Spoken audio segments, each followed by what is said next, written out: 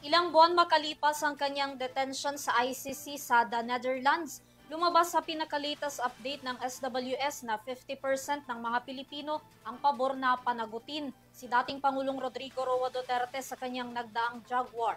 Ang dating Pangulo nananatili pa ring nakadetain sa ICC detention facility, makaraan ding maibasura ang dalawang hiling para sa kanyang paglaya.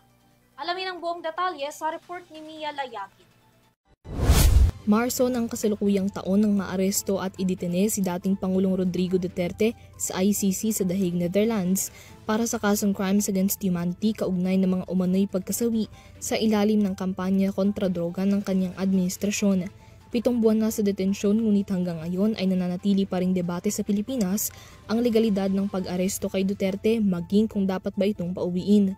Sa loob ng nasabing panahon, 2 interim release request na ang isinumite ng kampo ni Duterte. Una, sa ilalim ng argumentong walang katotohanan ang mga alegasyon at na hindi niya tatakbuhan ng paglilitis, at ikalawa para sa humanitarian considerations bunsod ng kanyang deteriorating health at cognitive condition. Ang usapin kaugnay ng kanyang kalusugan tinanggap ng ICC Pre-Trial Chamber 1 dahilan para ma-postpone ang confirmation hearing sa kanyang kaso na inisyal na nakaschedule noong Setyembre. Ngunit ang 2 hiling para sa kanyang paglaya, parehong ibinasura ng korte noong nakaraang linggo. Kung ang masa naman ang tatanungin, mayorya sa mga Pilipino ay sang-ayon na dapat panagutan ni Duterte ang mga extrajudicial killings na naganap sa ilalim ng War on Drugs campaign. Base sa pinakabagong survey ng social weather stations, 50% ng mga Pilipino ang sang-ayon sa pagpapanagot kay Duterte para sa mga drug war EJ case, 31% ang lubos na sumasang-ayon habang 18% naman ang bahagyang sang-ayon dito. Pinakamalaking bilang nito ay mula sa Visayas na may 54%, sinundan ng National Capital Region na may 53%, 52% na pagsang-ayon sa Balance Luzon, habang 39% naman sa Mindanao.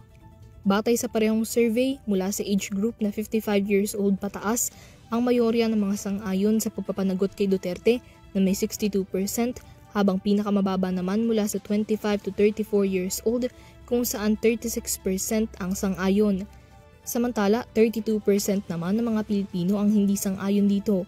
Pinakamalaking bilang mula sa Mindanao, kilalang baluarte ng mga Duterte na bumubuo sa 48% ng mga hindi sang-ayon sa pagpapanagot kay Duterte. 15% naman ang hindi desidido habang 4% ang walang sapat na kaalaman sa issue para magbigay ng opinyon.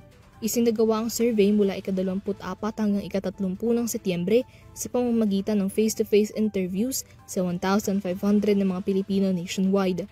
Sa kasalukuyan, mananatiling nakadetene si Duterte sa ICC Detention Facility habang wala pang kumpirmasyon kung matutuloy ang kanyang confirmation hearing. Para sa EuroTV News, Mia Layagin, sumasaludo sa bawat Pilipino.